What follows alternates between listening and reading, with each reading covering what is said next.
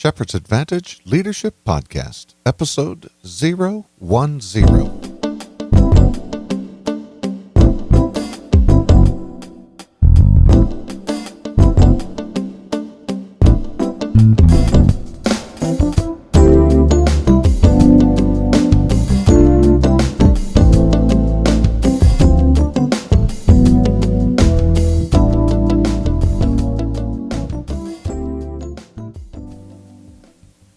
Well, hello everyone, and welcome once again to another Shepherd's Advantage Leadership Podcast. Our desire and our passion at Shepherd's Advantage is that we would make a difference with people who make a difference while trying to do something that makes a difference. This ministry had such an humble beginning back a number of years ago that actually started in a subcommittee assignment. And it was in that experience so many years ago that there would be insights on leadership that we would learn and relational connections that we would learn, that it would lead to a dissertation we didn't know we were going to write, let alone an educational journey we didn't even know we were going to take. But the Almighty used that experience early in my life to forge and shape concepts and principles deep within me that became Shepherd's Advantage Incorporated, and it is now deeply ingrained and an active part of my life and my living. Shepherd's Advantage exists to develop podcasts that focus upon the development of leaders. It is our desire that we offer quality material that will help provoke thought, that will stir the imagination to greater leadership capabilities. We do that by offering insightful as well as academic insights into what it means to be a modern nonprofit leader. One of the premier programs that we offer at Shepherd's Advantage is our executive coaching. I believe that executive coaching is part of the necessary, standard operating procedures, if you will, for the modern leader. Now, I do realize the vision, the interpretation of how the word coach is perceived in people. Many times we have the image of a coach telling us what to do. Well, that's not what we offer. At times, we may envision a coach that says, in my life and in my history, here's what I've done. Do what I've done and get what I've got. Well, that's not what we offer either. Rather, we believe that executive coaching is about guiding the discussion and causing the individual to look deep within themselves and discover the answers that are already there. And when that happens, there are some amazing things that occur. And so it is that idea, it is that concept that drives this premier program. And with 25 years of experience in this area, we believe at Shepherd's Advantage that we have something to offer that could be significant in your leadership journey and your development. These podcasts focus upon, as part of the foundation building blocks of Shepherd's Advantage, we are using John Maxwell's material, The 21 Irrefutable Laws of Leadership. When you Google search Laws of Leadership, you will realize that John Maxwell's material is at the top of the pile. Now, there are other lists that are there, and we reference some of that material in our opening introductory podcast, episode 001. And you can go back to the show notes or go back to that podcast in the archives and listen to that, and you will find out that additional information. We're using John Maxwell's material because it is comprehensive. It is number one in the Google search. It is the largest of the lists, and it entails so many amazing aspects about what it means to be a leader. In order to be a leader, you've got to have some foundational building blocks on which to build, on which to grow. And so therefore, these inaugural podcasts are part of the 21 Laws of Leadership. And so we're using that as that foundation. Now, in the show notes, we provide an affiliate link for you to purchase the book and the workbook if you desire. Certainly it's not required, but it is an affiliate link, and that is provided for you. And if you choose to do that, you are blessing this ministry of Shepherd's Advantage in some amazing ways, and you allow us to continue this journey of assisting and helping others that may not be able to access this material. And so we simply reinvest everything that comes in, and it simply goes back into this ministry with a desire and a passion to be of benefit to other people. Well, with that said, let us begin this journey in this podcast with another law of leadership, and this is the law of sacrifice. The law of sacrifice suggests that a leader must give up in order to go up. Now, there seems to be a misconception that leadership is all about the perks and the privileges. And, some tend to believe it's all about obtaining power and freedom to do whatever, whenever. And at times, I've got to be honest with you, it certainly looks like, and it appears that leadership positions can be very glamorous. But can I tell you that underneath it all, there must be a sacrifice in the heart of every leader. The reality of leadership is that sacrifice is required. A leader must give up in order to go up. And certainly, the news media has given us many illustrations of those who have abused the power and position. If your ambition is to be a leader, then you must be willing to sacrifice in order to lead well.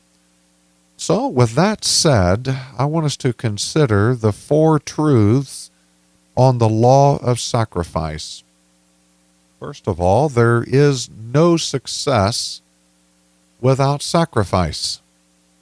People will spend years in college, thousands of dollars on tools, and athletes will spend a phenomenal amount of hours in preparation, all to equip themselves to start a career in life.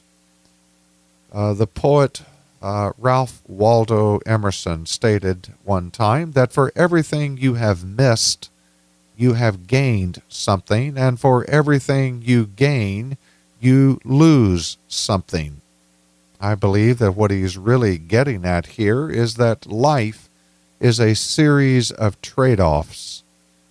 Great leaders sacrifice much of what is good in order to achieve what is best. Second of all, leaders are often asked to give up more than others. The true heart of leadership is putting others ahead of yourself. It is doing what is best for the greater good of the team or the organization. Gerald Brooks, a pastor, stated once that when you become a leader, you give up the right to think about yourself. Well, that's a pill that doesn't go down easy. That certainly is not digested very well. That's not what we really wanted to hear.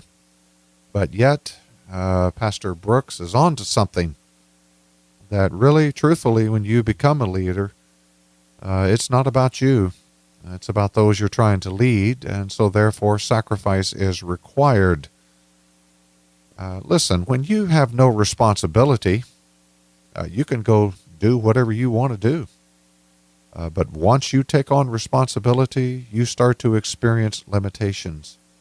The more responsibility that you assume, the fewer options that you have. Number 3, you must keep giving up to stay up. Sacrifice is an ongoing process. It is not a one-time payment. The real problem in leadership is when you think you have earned your way and made a name for yourself, And now you've arrived at a point you no longer need to sacrifice. If leaders have to give up in order to go up, then they have to give up even more to stay up. You just don't reach a point in life in which you have arrived and now there's no sacrifice that's required. You have to continually sacrifice in order to stay up. The higher the level of leadership, the greater the sacrifice. Now, think about the office of President of the United States. Consider what it takes to be elected. Consider the sacrifice of privacy while trying to be elected, the phenomenal amount of money that it takes to be elected, but the sacrifice of your privacy to get there, and even when you leave. And even when you leave the office, you become very familiar and up close and personal with an entourage of Secret Service. So it is a tremendous price tag to be paid, a tremendous sacrifice to aspire to this great position in our country. And there are few that are really willing to pay that level of cost. Well, let me mention a name in American history, a name, John Wesley Rice. Now, that's a name that you probably have not ever heard until you just heard it now. However, as a son of slaves, he was determined to get a college education. And he did so by saving up his cotton money and attending Stillman College in Tuscaloosa, Alabama. He became eventually a Presbyterian minister back in the 1920s. And listen, think about that time period of American history, the 1920s. A black man saving up cotton money to go to college? Listen, that was no small achievement in his life, but it was a passionate drive of his. And his desire and his example was instilled into his family to achieve their best. That was deeply ingrained in every family member. Coit Blacker, a Stanford professor, stated that he did not know too many families who can claim that not only their parents became college educated, but also their grandparents, their cousins, their aunts, their uncles were also college educated. Now that is an amazing heritage to be passed along. Now you may not have ever heard the name John Wesley Rice, but perhaps you've heard of this name, Condoleezza Rice. For you see, that is her heritage and her background, and that is the DNA that was passed on to her to accomplish the very best within your life. Well, how do we apply this law of sacrifice? There are three things that I would suggest. Are you willing to give up your rights for the sake of the people that you are leading? Let me challenge you to make two lists. On the one, write down the things that you're willing to give up in order to go up. And then on the other list, write down the things that you're not willing to sacrifice. Now, as you develop these two lists, think about which list you're going to put your health, your marriage, your children, your finances, or your relationships. Now, which one of those lists are you going to put those things? Second of all, living this law of the sacrifice often means being willing to trade something of value that you possess in order to gain something of more value that you don't presently possess. You see, you must possess something of value in order to trade. So what do you have to offer? What are you willing to trade? And number three, in your mind, do you believe that you have arrived and that there's no longer any need for you to sacrifice? What areas of your life do you believe that you are dangerously close to declaring that you don't have to sacrifice any longer. Well, that's the law of sacrifice. Let's consider the next law, and that is the law of timing. This law says that when to lead is as important as what to do and where to go. Timing is often the difference between success and failure, and every leadership action has one of four outcomes. First of all, the wrong action at the wrong time leads to disaster. Look back in recent American history to Hurricane Katrina, and you probably will remember the mayor's name of New Orleans, Mayor Ray Nagin. Now, Mayor Nagin had an evacuation plan. He had a disaster relief plan. He had resources. He had transportation. But he made the wrong decision at the wrong time, and, well, we know the rest. It was a disaster. It was just an unbelievable disaster that not only cost Mayor Ray Nagin, but it cost others prestige, power, significance, and leadership. So he illustrates for us the law of timing. The stakes are high. Listen, the stakes are very high. People will suffer.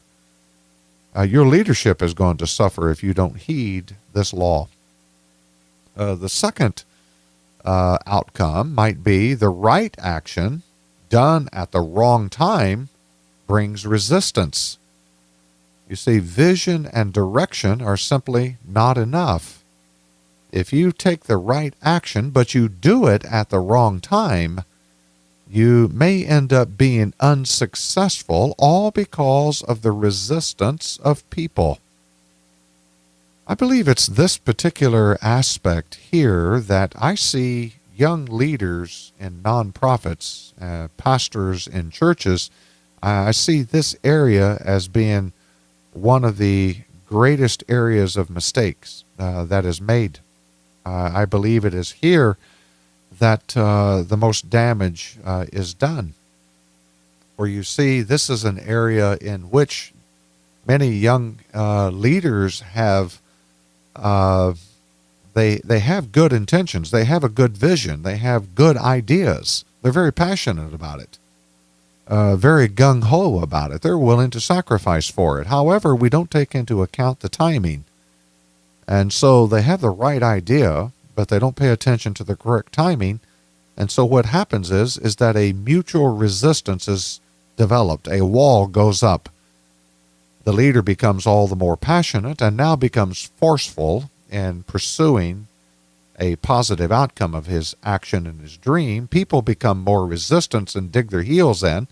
And what ends up happening is that the culture of the organization is crashed. It is destroyed. It pits friendships against itself. It forges new alliances and allegiances that should never occur, all because had a right action, but it was all done at the wrong time. Consider that leadership timing requires a number of things here. It requires understanding. You need to have a firm grasp of the situation. You may have a good idea, but do you really understand what you're getting ready to do here? There needs to be a sense of maturity that comes to bear here. We need to check our motives. Now, it may be a good idea, but is this a good idea that we're going to pursue it no matter what, at all costs? I think maturity ought to cause us to check our motives. It may be a good idea, but the timing is all wrong. A mature person will walk away and come back another day. Confidence. People will follow others who know what to do. I believe it's a real testimony of maturity, of leadership, seniority, if you will, when you have confidence. Confidence in making choices that it may be a good plan, but it's just a bad time. people will follow that kind of leadership. You need a sense of decisiveness. I mean, waffling is not allowed here. This is the type of follower that you're seeking. You want somebody that's waffling. If you're waffling as a leader, you're going to end up creating a group of followers that are going to waffle right along with you. Nobody can get their mind made up. No, you need to be decisive. You need to be matter of fact. And then you need experience. You need to grow in wisdom from others who possess it. Now, I keep coming back to this, and I keep saying this, but we really do need to have an effective coach in our life. Because you see, a coach is going to help explore these areas of wisdom and challenge thought processes. We need intuition. You see, timing often depends on intangibles such as momentum or morale. I mean, if your idea is a good one and you're passionate about it, then check the momentum or check the morale. It may be an excellent idea, but the morale may be at such a low state that you would steamroll everybody, and it becomes a disaster. But you need a lot of things to come together, and timing all needs to be a part of this. And then certainly preparation. You need to create the right conditions. It may be an excellent idea, but you need to be willing to say it's not an idea that's going to happen today. We need to allow time for maturation. So if a leader repeatedly shows poor judgment, people will start to think that they having him as a leader is a real mistake. And be careful. Good ideas done at the wrong time is not really what you want to experience here. Well, number 3, the wrong action at the right time is a mistake. At times, leaders will hang on to concepts far too long rather than cutting their losses and just simply moving on. So knowing what to let go of is just as important of knowing what to embrace and what to latch on to. So sometimes you just simply have to cut your loss and you just have to move on. And then number 4, the right action at the right time is going to achieve great success. Well, that's really what we're after. That's really what we desire. We want the right thing done at the right time. And I'm just a firm believer in making investments. I mean, I've had dreams, I've had passions as a leader that are worthy. Worthy causes. I mean, excellent ideas. That's not just patting myself on the back, but so have you. But I'm such a firm believer that in leadership, while your idea may be an excellent idea to move an organization forward, I always believe it's a more excellent idea to lead people into an activity that invests in others. So for me, it's always been a mission project of some sort. It's either been an inner city project and helping those that are not able to help themselves. It may be providing food and clothing and partnering with various community agencies to improve the quality of those that are less fortunate. It may be an overseas venture. It may be developing orphanages, educational centers. It may be the sponsorship of great causes. Whatever it may be and whatever it is that you land on, I just think it's important that if you're going to have the right action done at the right time, I think that part of that action step is building a sense of let's get beyond ourselves first and let's make an investment in something else or someone else before we invest in ourselves. And I've just always absolutely just been overwhelmed at how that sense of timing, right time, right cause, it all comes together and it ends up being very, very successful. And so that's important for us. Success is almost a given when the right leader and the right timing come together. Transformation is what occurs. Winston Churchill stated that there comes a point in everyone's life, a moment for which that person was born. That special moment when he seizes it will fulfill his mission. He finds greatness. It is his finest hour. And that is a famous quote from Winston Churchill that many of us have heard. And it is a valuable insight on living out this law of timing. Well, how do we apply it? And how do we make sense of it? Number one, in your role of leadership, does timing play a crucial role in your decision making? Do you think about the correct timing as much as you think about the right decision? I mean, analyze your recent failures, number two, to determine if the wrong timing or the wrong decision was made. I think that's important. I think it's important for us to look at our failures. I know we'd rather not, but can I say to you, I have my hall of shame.